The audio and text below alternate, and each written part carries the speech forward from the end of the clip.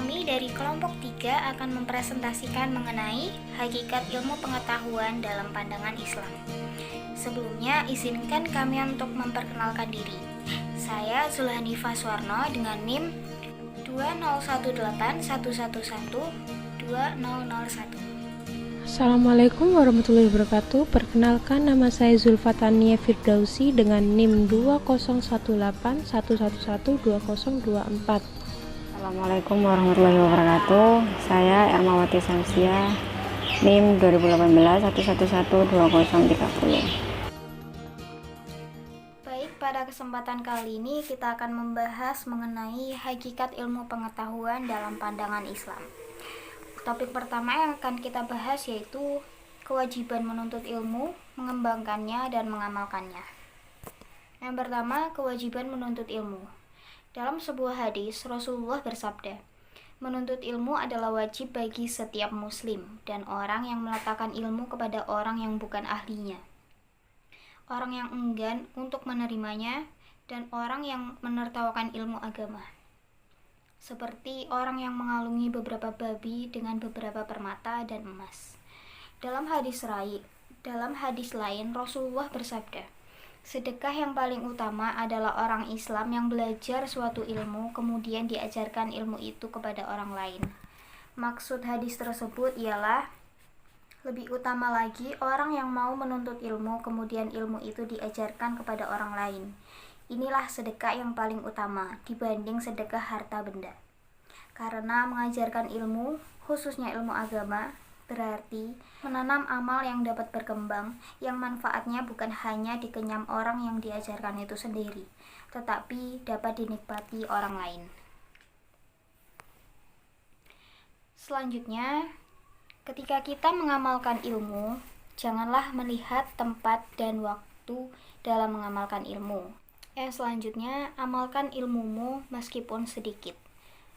Dikisahkan sesungguhnya Al-Junaid setelah meninggal dunia, ada orang yang bermimpi bertemu dia. Lalu ia bertanya kepada Al-Junaid, "Wahai Abu Qasim, Imam Junaid, bagaimana keadaanmu setelah meninggal?"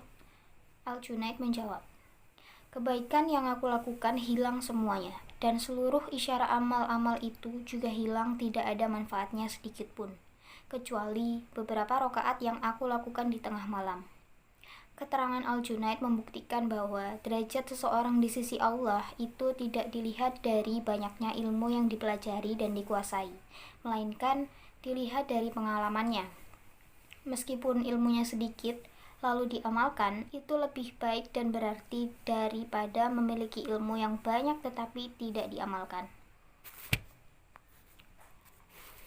Dan janganlah kamu menunggu masa tua dalam mengamalkan ilmumu. Seperti yang dikatakan Ali radhiyallahu anha, barang siapa menyangka bahwa tanpa jerih payah beribadah, dirinya bisa mencapai derajat yang tinggi, itu berarti dia mengharapkan perkara yang sulit dengan datangnya.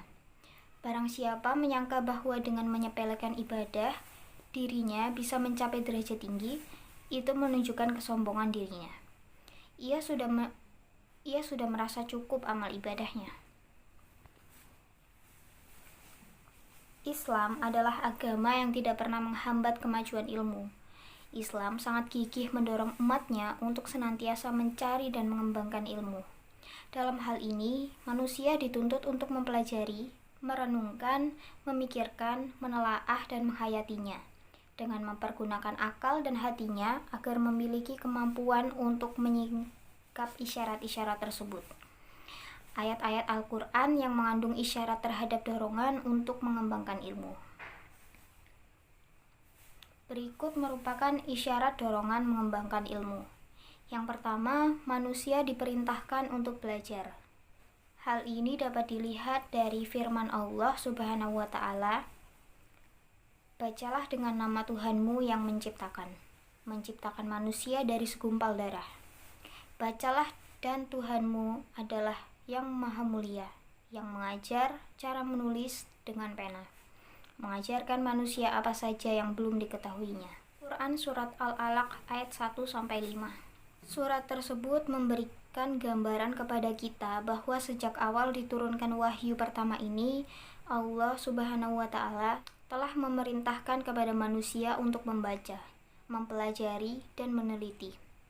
Sebagaimana yang kita tahu, membaca merupakan kunci dalam mencari, mengulas, dan mengembangkan ilmu. Kemudian yang kedua, manusia menjadi khalifah di muka bumi. Hal ini ditegaskan dalam firman Allah Subhanahu wa taala dalam Quran surat Al-Baqarah ayat 30 sampai 32. Di dalam ayat pertama, Allah Subhanahu wa taala memberikan informasi kepada kita bahwa manusia di muka bumi memangku jabatan sebagai khalifah fil ardi. Manusia di dunia mempunyai peran dan fungsi sebagai khalifah, yaitu memimpin, memelihara, dan memakmurkan bumi. Tugas dan tanggung jawab sebagai khalifah ini bukanlah suatu hal yang ringan. Oleh karena itu, manusia dituntut untuk memiliki iman yang kuat, ilmu, dan keahlian agar dalam menjalankan tugasnya dapat dilaksanakan dengan baik dan benar. Karena manusia layak diangkat menjadi pemimpin, di mana harus sehat jasmani dan rohaninya. Selain itu memiliki ilmu yang luas serta berakhlakul karimah, seperti yang tercermin dalam Quran surat Al-Baqarah ayat 247. Kemudian yang ketiga, manusia mulia karena iman dan ilmu. Sebagaimana diisyaratkan dalam firman Allah Subhanahu wa taala, Allah mengangkat derajat orang-orang yang beriman dari kamu semua dan juga orang-orang yang diberi ilmu.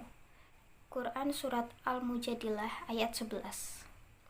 Manusia yang diangkat kedudukannya oleh Allah berdasarkan ayat tersebut adalah manusia yang beriman dan berilmu. Dengan demikian, ilmu dan iman adalah syarat yang harus dipenuhi oleh seseorang yang ingin mendapatkan kedudukan yang tinggi dan mulia di sisi Allah. Juga mulia di hadapan manusia tentunya. Dari sini kita dapat memahami bahwa ilmu merupakan hal yang bernilai tinggi dalam pandangan Allah Subhanahu wa taala. Kemudian yang keempat, manusia harus memiliki ilmu dalam melakukan suatu aktivitas. Allah Subhanahu wa taala melarang manusia untuk melakukan suatu pekerjaan atau perbuatan tanpa memiliki ilmunya. Hal ini mengisyaratkan bahwa Islam sangat menghargai spesialisasi dalam berbagai disiplin ilmu dan menganjurkan kepada pemeluknya untuk menjadi seorang profesional sesuai dengan bidang keilmuannya masing-masing. Sebagaimana firman Allah Subhanahu wa taala, "Janganlah kamu mengikuti apa yang kamu tidak mempunyai pengetahuan tentangnya.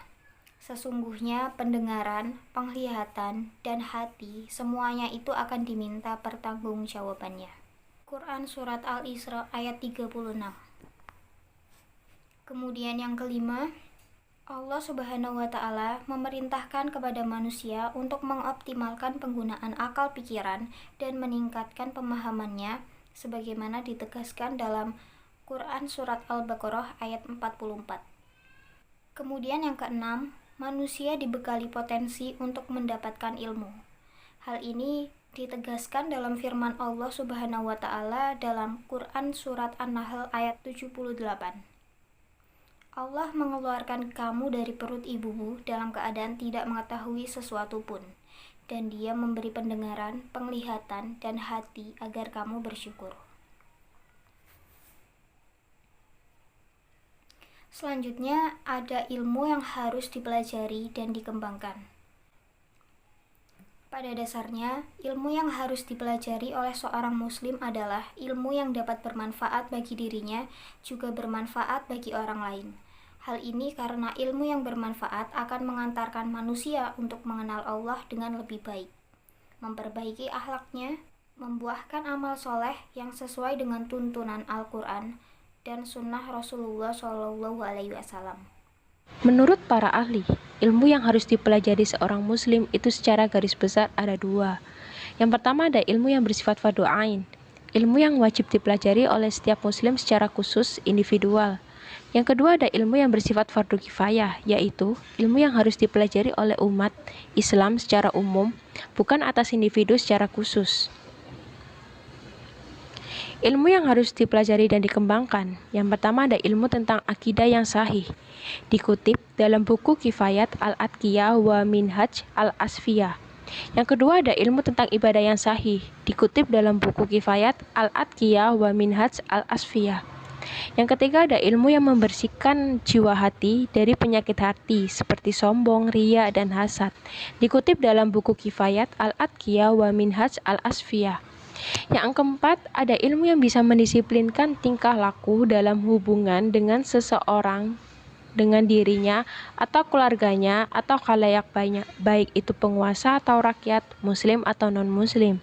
Dikutip oleh tim penyusun buku PAI PTU. Keutamaan orang berilmu. Rasulullah Shallallahu Alaihi Wasallam bersabda, "Tolabul ilmi faridatun ala kulli muslim." Artinya, menuntut ilmu itu wajib bagi setiap muslim. Hadis riwayat Ibnu Majah nomor 224 dari sahabat Anas bin Malik radhiyallahu anhu, disahihkan Al-Albani dalam Sahih Al-Ja'amis Shagir nomor 3913.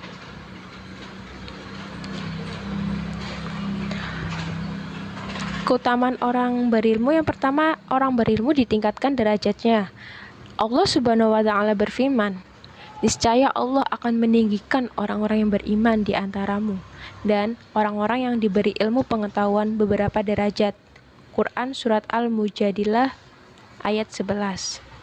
Dan Allah Subhanahu wa Ta'ala berfirman, "Dan mereka berkata, sekiranya kami mendengarkan atau memikirkan peringatan itu, niscaya tidaklah kami termasuk penghuni-penghuni neraka yang menyala-nyala." Quran Surat Al-Mulk ayat 10. Yang kedua, orang berilmu takut kepada Allah Subhanahu wa Ta'ala.